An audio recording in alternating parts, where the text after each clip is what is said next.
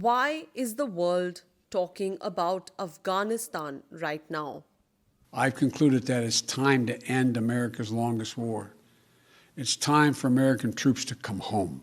The United States has announced that it, along with its NATO allies, will remove all its troops from Afghanistan by August 31st this year, after close to 20 years of their military presence in the country. But why is the US withdrawing from Afghanistan now?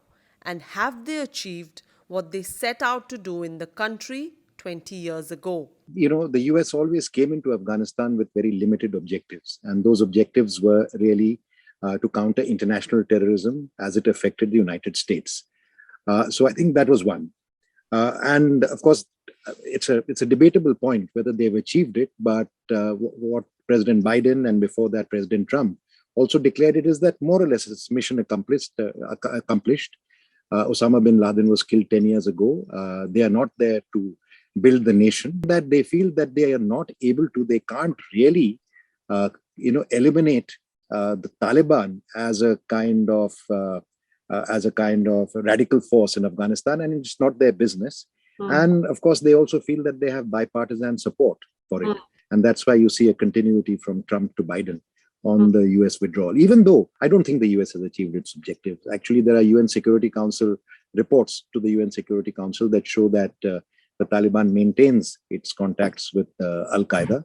The Al-Qaeda are not eliminated. As American forces leave the country, US President Joe Biden is urging the Afghan government and the Taliban to come to an agreement on a peace deal which was initiated under former President Donald Trump. However, irrespective of whether a peace deal is agreed upon, the United States is not waiting. Original plan was to ensure that Taliban joins the national government. But Taliban has no patience. As soon as Taliban is brought to the negotiating table and they start talking with the world power and promises are made, they think the best deal for them would be take over the country before any kind of conversation or sharing of power takes place. So the scramble for land that you see at the moment, which Taliban is undertaking at the, as we speak, is just to forestall, just to prevent any attempt to make a national government. Or even if they make a national government, the Ghani counter, the Ghani component or the so-called non-Taliban component would be so small that they would not have any kind of sway. On July 2nd, the US and its allies exited Bagram Air Base, which was the centerpiece of their presence and operations in Afghanistan. On July 12th, the top US and NATO general in Afghanistan, General Scott Miller, formally transferred control to two US generals, one who will oversee US military action from Florida and one who will command the roughly 650 troops that will remain after the official US withdrawal. With the withdrawal of the American troops, is the Taliban takeover of Afghanistan now imminent? Joe Biden thinks not. You have the Afghan troops have 300,000 well equipped as any army in the world, and an air force against something like 75,000 Taliban. Do I trust the Taliban? No. But I trust the capacity of the Afghan military, who is better trained, better equipped, and more competent in terms of conducting war. The Taliban has recently claimed that they already have retaken 85% of Afghanistan territory.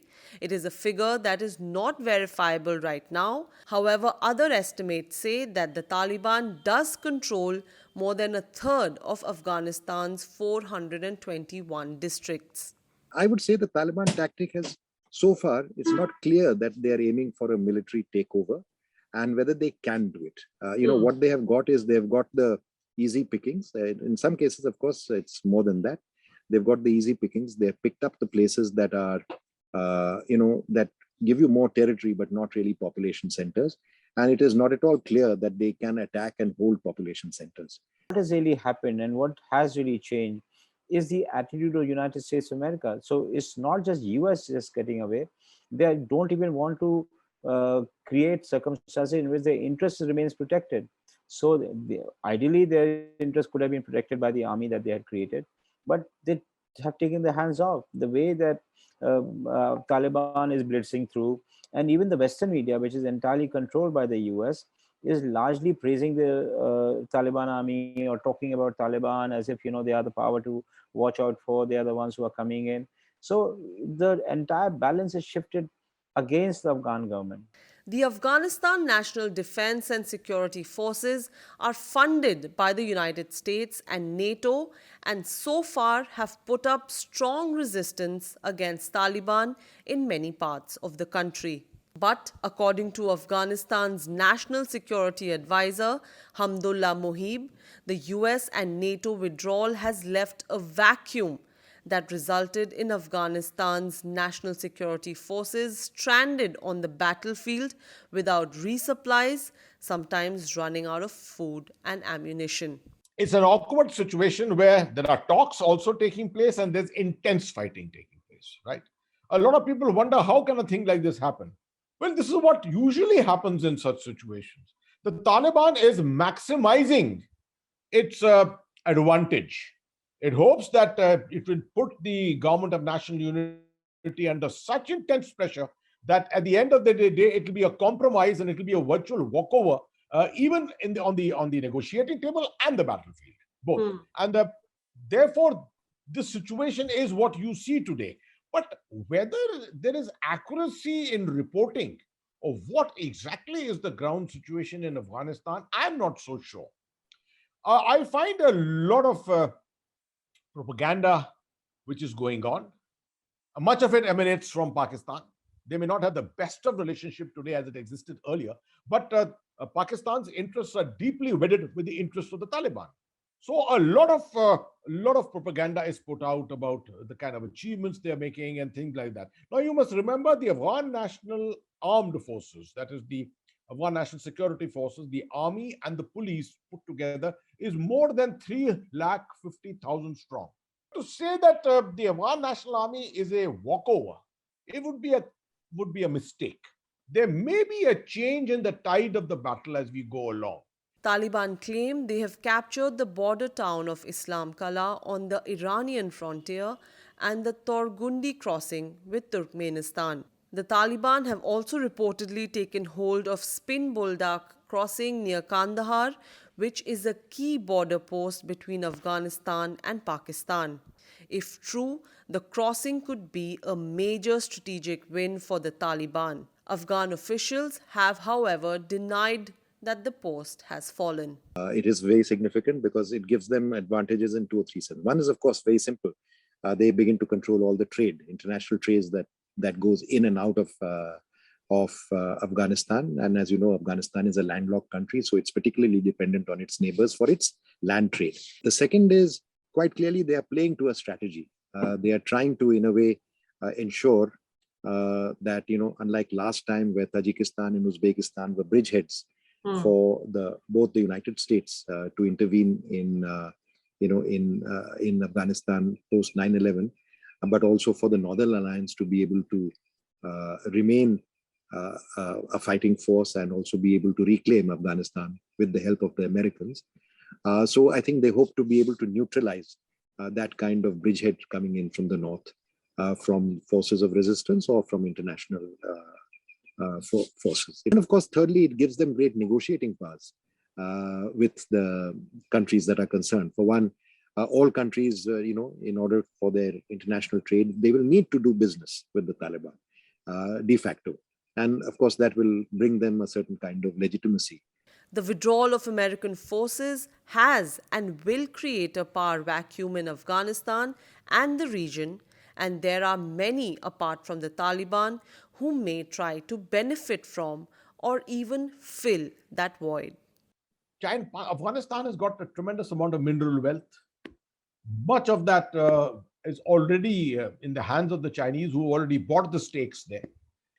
It's also important for them to make sure that they have a good relationship with Afghanistan, because they do not want any Taliban radical influence coming up into Xinjiang.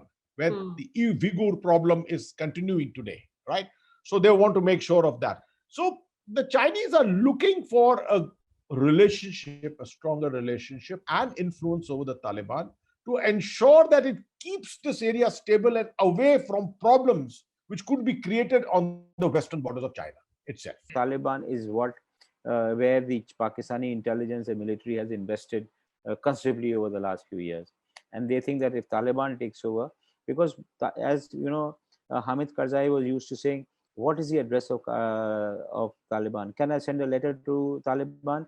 Do they have a headquarter? Where do they stay?" And he would say with very firmly and very aggressively that Taliban's address is Pakistan. They are not Afghans. They are none. They are only Pakistanis and Pakistani irregulars who make the Taliban army. And they are the ones who are being trained to take over. But most importantly, what does the situation in Afghanistan mean for India? Does India need to be worried? Can Taliban's rise lead to an increase in Islamic radicalization in the region? And will that have an impact on India? The very fact that the United States is withdrawing after 20 years, seemingly without having succeeded in its mission completely, could possibly go as a lesson to a lot of people in this part of the world. It could go as a lesson to Kashmir, to a lot of people in Kashmir, to say that yes, you can fight a superior power, you can fight an external power if they perceive India as an external power, some of them, right? The situation in Kashmir and the situation in India is not what it was in 1989 or 1991. 1991 is the time when actually the Afghan mercenaries, after the end of the war in Afghanistan, started, getting recruited by the ISI and started getting inducted into Jammu and Kashmir. And they are the ones who actually sustained the early part of the fighting in Jammu and Kashmir was sustained by them, not by the local Hizbul Mujahideen so much. Jihadis who had fought in the war against the Soviets in the 80s, they were the ones who came into Kashmir. Will that be repeated this time? To my mind, no, it's not possible. Firstly, it's not easy to infiltrate into Kashmir any longer. Secondly, survival in Kashmir for foreign terrorists after our control over various networks is going to be much more difficult. It does not have that kind of support, the way Pakistan is, bare open absolutely in front of the FATF today. Saudi Arabia doesn't support this kind of a thing at all. We have the best of relationships with the two most important countries of the Middle East, that is Saudi Arabia and the UAE, both of the two countries who recognized the Taliban last time. So to me, this is a different kettle of fish this time. India has already invested approximately $3 billion in aid and rehabilitation activities in Afghanistan. India has said it supports a national peace and reconciliation process which is Afghan-led, Afghan-owned, and Afghan-controlled. On July 14th, External Affairs Minister S. Jaishankar was a part of talks on Afghanistan during the meet of Shanghai Cooperation Countries, also known as Asian NATO, in Dushanbe, Tajikistan. In a series of tweets, Jaishankar highlighted that earnest peace talks between the Afghan government and Taliban, while suggesting mediation by world powers, is the only way forward. If there's consensus in the Security Council and all 5 permanent members of the Security Council come together to decide that there's a need for a proactive peacekeeping force to be placed there, and that it will be under what is called Chapter 7, which is the peace building and the peace enforcement rather than the peacekeeping model, then so be it. And then they have to request the countries concerned. I don't think India will have any objection in that, because India has got great stakes in Afghanistan. And under the UN flag, under UN leadership, India has always maintained its stance that it is always willing to contribute troops. Without the UN flag, for us to go there and be a part of a peacekeeping force, but not even with the United States presence there, I think is something which is very, very far-fetched. Okay. Because even with the US presence, the demand which was being made so many times, we denied it. We said, no, it's not possible. One thing we have to remember is that Pakistan will make sure that they target us in every possible way. They don't want Indian presence anywhere in Afghanistan. So while we can deploy a division or so, but by and large, anything like that will get targeted by Pakistani presence. Right. And that's not something that is really conducive to our interests. Now that the United States is leaving or has left, it does not really need to bargain anymore with the Taliban. Now it can come out and be itself, stand up for democratic values, stand up for women, stand up for minorities, stand up for all the things that people have looked at towards the United States and the democratic world and India for decades. The international community should put up a common front, which should consist of the following elements. First is a ceasefire, together with talks, negotiations for a political settlement, inclusive political settlement that involves a compromise between the Islamic Republic, which has held the ground for the last 20 years, and the Taliban on the other side, which professes to abide by an Islamic emirate, which they have not clarified very much so far. So there should be common ground on ceasefire, on a negotiated political settlement, and against a military takeover. The leverage that the international community has right now to insist on a certain number of things, and it can back the Islamic Republic in being able to rebalance what I talked about was a very skewed imbalance in the talks. As the situation in Afghanistan plays out, can Afghanistan, given its conflict-ridden history, find long-term peace and stability without the United States in the picture? Or will Afghanistan's future become its conflict-ridden past?